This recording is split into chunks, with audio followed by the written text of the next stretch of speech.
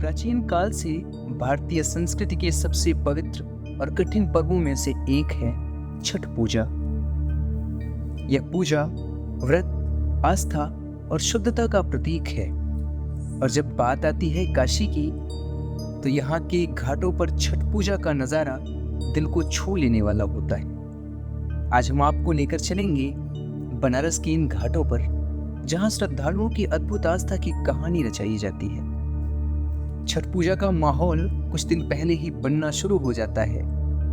गंगा के तट पर भक्तों का आवागमन शुरू हो जाता है। लोग अपने हाथों से घाटों की सफाई करते हैं। साथ ही घर में छठ पूजा की तैयारियां की जाती हैं। घर में आटे और गुड़ से बने ठेकुआ और फलों के साथ तैयार किए गए सूप का विशेष महत्व होता है। श्रद्धालु इसे अपने हाथों से बनाते हैं क्योंकि इसमें शुद्धता का विशेष ख्याल रखा जाता है।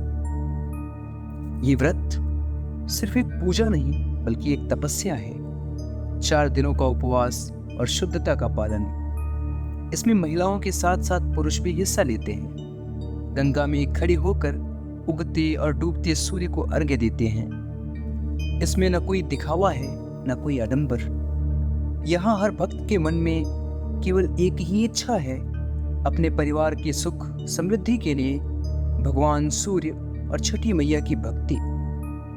बनारस के घाटों का नजारा ऐसा होता है कि मानो पूरी गंगा में दीयों की कतारें बिछ गई हों। यहाँ हर साल हजारों की संख्या में श्रद्धालु एकत्र होते हैं, गंगा में दीपदान करते हैं और गीतों की धुन पर छठ मैया का आवाहन करते हैं। ये वो समय है जब पूरा वातावरण श्रद्धा और भक्ति से ओतप्रोत हो जाता है। छठ पूजा के गीतों की मधुर ध्वनि, गंगा का पवित्र जल और भक्तों की भीड़ मिलकर एक ऐसा दृश्य रचती है जो जीवन भर के लिए यादगार बन जाता है। भगवान सूर्य और छठी मैया को समर्पित छठ के पर्व का चौथा और आखिरी दिन उषा अर्घ्य के रूप में मनाया जाता है। छठ पूजा के चौथे दिन उगते हुए सूर्य को अर्घ्य दिया जाता है। छठ की शुरुआत नहाए खाए से होती है। इसके बाद दूसरे दिन खरना होता है, तीसरा दिन संध्या अर्घ्य होता है और चौथे दिन को उषा अर्घ्य के नाम से जाना जाता है। कार्तिक माह की शुक्ल पक्ष की षष्ठी तिथि के दिन छठ पूजा की जाती है। यह पूजा भगवान सूर्य और उनकी पत्नी उषा को समर्पित है। इस दिन उगते सूर्य को अर्घ्य देने के बाद छठ के व्रत का पारण किया जाता है। इस दिन व्रती महिलाएं सूर्योदय से पहले नदी के घाट पर पहुंचकर उदित होते सूर्य को अर्घ्य देती हैं। इसके बाद सूर्य भगवान और छठ मैया से संतान की रक्षा और परिवार की सुख शांति की कामना करती हैं। इस पूजा के बाद व्रती कच्चे दूध, जल और प्रसाद से व्रत का पारण करती हैं। यहाँ के घाटों पर इस अंतिम अर्घ्य के समय का दृश्य ऐसा होता है मानो स्वर्ग का द्वार खुल गया हो। काशी में छठ पूजा सिर्फ एक पूजा नहीं बल्कि हमारे जीवन में आस्था, प्रेम और बलिदान का पाठ है। छठ पूजा से जुड़ी कथा के अनुसार बताया जाता है कि राजा प्रियव्रत की कोई संतान नहीं थी, जिसके चलते वह बेहद ही परेशान और दुखी रहा करते थे। एक बार महर्षि कश्यप ने राजा से संतान प्राप्ति के लिए यज्ञ करने को कहा।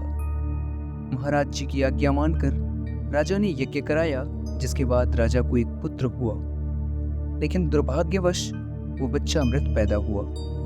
इस बात को लेकर राजा और रानी अत्यंत दुखी हुए। तभी आकाश से माता खष्टी आई। राजा ने उनसे प्रार्थना की। तब देवी खष्टी ने उनसे अपना परिचय देते हुए कहा कि मैं ब्रह्मा की मानस पुत्री खष्टी देवी हूँ। मैं इस विश्व के सभी बालकों की रक्षा करती हूँ और जो लोग निसंतान हैं उन्हें संतान सुख प्रदान करती हूँ। इसके बाद देवी ने राजा के मृत शिशु को आशीष देते हुए उस पर अपना हाथ फेरा, जिससे वह तुरंत ही जीवित हो गया।